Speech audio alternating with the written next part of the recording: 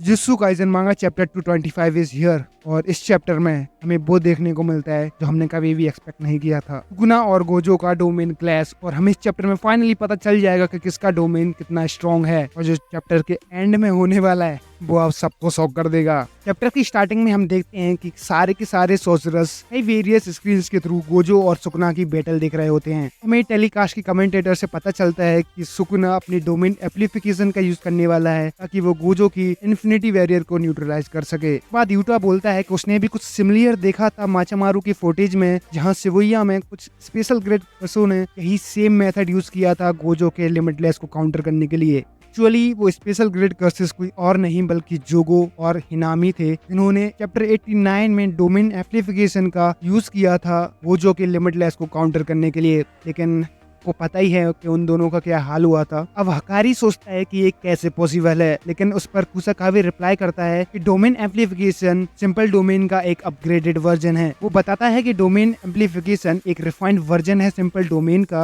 और ये domain expansion की तरह कर्स टेक्निक से इम्यून नहीं होता। डोमेन एम्प्लीफिकेशन अपोनेंट के शॉर्ट हिट अटैक को एक एम्प्टी स्पेस में फोकस करता है और ये अपोनेंट के कांटेक्ट में आते ही उसकी एबिलिटी को नलीफाई कर देता है। इस पर एंजल बोलती है कि डोमेन एम्प्लीफिकेशन का एक ड्रॉबैक भी है, जिसमें यूजर डोमेन एम्प्लीफिकेशन का यूज करते टाइम अपनी कर्स टेक्निक का यूज नहीं कर सकता और ये रूल सुकुना पर भी अप्लाई होता है। एंजल बताती है कि अगर सुकुना के पास कोई और भी तरीका है डोमेन एम्प्लीफिकेशन के अलावा गोजो के लिमिटलेस को नलीफाई करने के लिए, तो गोजो हार जाएगा। मीवा पूछती है कि सुकुना अपने डोमेन एक्सपेंशन का यूज क्यों नहीं करता, जिस पर किरारा बोलती है कि ये तुम्हारे लिए कहना आसान है लेकिन ये बैटल को इमीडिएटली फिनिश कर देगा। उसके बाद यूजी बोलता है कि डोमेन का मस्ट हिट इफेक्ट गोजो के इन्फिनिटी को पेनिट्रेट कर देगा। उसके बाद ओसो ये भी बोल देता है कि सुकुना का डोमेन वेरियर कंटेन नहीं करता और ये बात सबको हैरान कर देती है। सारे के सारे लोग शॉक हो जाते हैं कि ये कैसे मुमकिन है कि सुकुना का डोमेन कोई भी वेरियर कंटेन नहीं करता। देखो, इस चैप्टर में हमको बहुत ही अच्छी तरीके से समझाया गया है कि सुकुना का डोमेन एक्सपेंशन वेरियरलेस कैसे है। इस चैप्टर में हमको बताया गया है कि सुकुना को अपनी डोमेन एक्सपेंशन पर इतना कंट्रोल है कि उसे अपने डोमेन एक्सपेंशन को कंटेन करने के लिए किसी भी वेरियर की जरूरत नहीं है। देखो, ये चीज मैं आपको एक एग्जांपल से समझाता हूँ। मान लीजिए कि आपको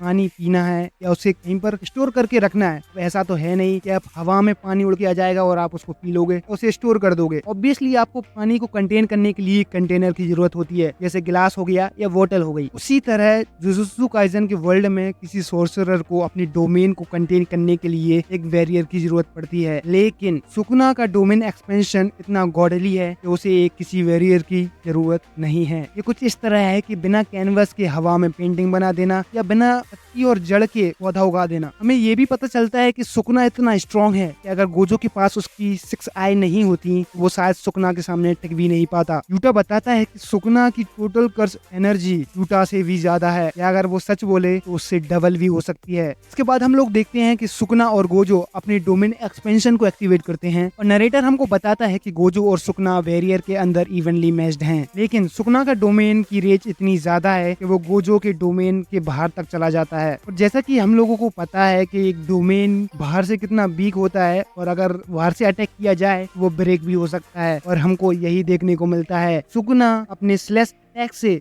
गोजो के वेरियर को बाहर से तोड़ देता है। इसके बाद वो होता है जो हम में से किसी ने भी शायद एक्सपेक्ट नहीं किया होगा, लेकिन सुकुना अपने स्लैश अटैक से गोजो की नेक को स्लैश कर देता है और चैप्टर यहीं पर ही खत्म हो जाता है। देखो, अब मुझे तो ऐसा नहीं लगता कि गोजो इतनी जल्दी मारे जाने वाला है। उसने ये खुद बोला था कि उसने प्रिज्म रियल में कुछ स्पेशल ट्रेनिंग की थी सुकुना को मारने के लिए, और शायद हमें उसकी कोई नई टेक्निक भी देखने को मिल जाए, किसे पता। देखो, ऐसा तो है नहीं कि हम गोजो को पहली बार इस हालत में देख रहे हैं, क्योंकि पहले भी टोजी ने लगभग गोजो को मार ही डाला था, लेकिन वो बच गया था। तो शायद हम भी ऐसा कुछ एक्सपेक्ट कर सकते हैं कि ऐसा भी कुछ हो जाए इस बार। और आपको क्या लगता है प्लीज कमेंट सेक्शन में बताना। अगर आपको ये वीडियो अच्छी लगी हो तो प्लीज लाइक और सब्सक्राइब कर देना।